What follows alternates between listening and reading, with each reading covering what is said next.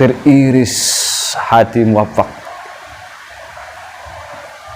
mendengar ucapan tetangganya yang selama ini dia tidak mengetahuinya.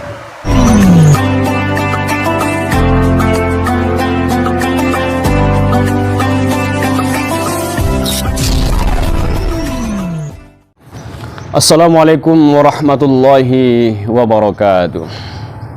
Bismillahirrahmanirrahim. Alhamdulillahi rabbil alamin. Allahumma salli ala Sayyidina Muhammad wa ala ali Sayyidina Muhammad. Sahabat amalan mulia yang saya hormati dimanapun berada, mudah-mudahan dalam keadaan sehat walafiat dan dalam lindungan Allah subhanahu wa ta'ala. Salah satu yang harus kita perbaiki adalah hubungan sesama jiran tetangga. Allah subhanahu wa ta'ala berfirman dalam Al-Quran, Bismillahirrahmanirrahim, wa'budullaha wa la tusyriku bihi syai'an wa bil walidaini ihsana wa bil qurba wal yatama wal masakin wal jari dil qurba wal jari dil junub was sahibi bil jam. Al-ayah. Shadaqallahul azim. Sembahlah Allah dan jangan mempersekutukan Allah dengan sesuatu apapun, dan terhadap ayah dan ibu harus berlaku baik, dan terhadap famili dekat dan anak yatim, orang miskin, tetangga sepamili, tetangga yang bukan famili, dan kawan dalam perjalanan.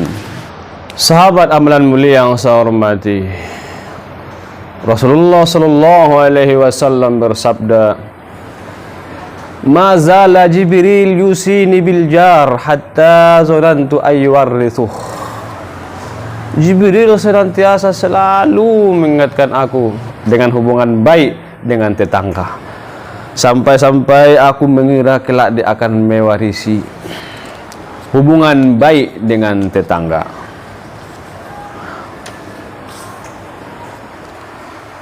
Dalam sebuah riwayat disebutkan bahwa apa yang menimpa Nabi Yakub alaihissalam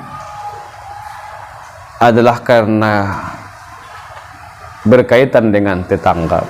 Di suatu waktu Nabi Yakub alaihissalam dan para anak-anaknya, Nabi Yusuf dan saudara-saudaranya, mereka berada dalam rumah dan mereka sedang bakar-bakar daging dan mereka makan dengan bergembira. Tetangga mereka ada anak yatim. Anak yatim itu menangis, meminta makan kepada neneknya. Neneknya pun menangis karena cucunya.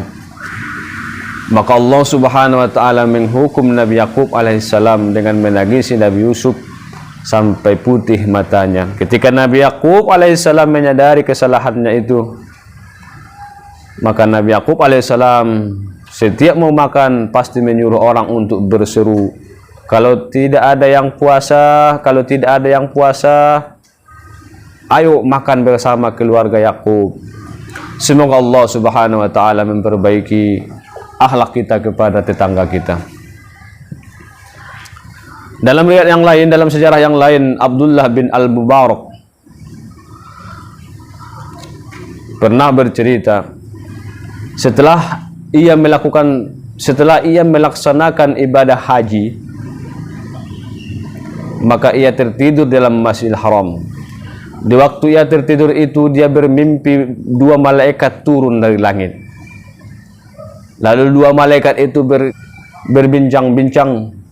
Malaikat yang satu bertanya, berapa orang jumlah jamaah haji pada tahun ini? Malaikat yang lain menjawab, 600.000 orang. Lalu berapa orang yang diterima? Tidak ada satupun yang diterima, kecuali hanya satu tukang tukang tambal sepatu yang berada di Damaskus bernama Muwafaq. Tapi dia tidak bisa ikut haji. Hajinya diterima.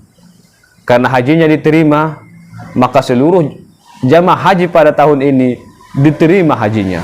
Luar biasa si Muwafaq. Lalu Abdullah bin Al-Mubarak terbangun.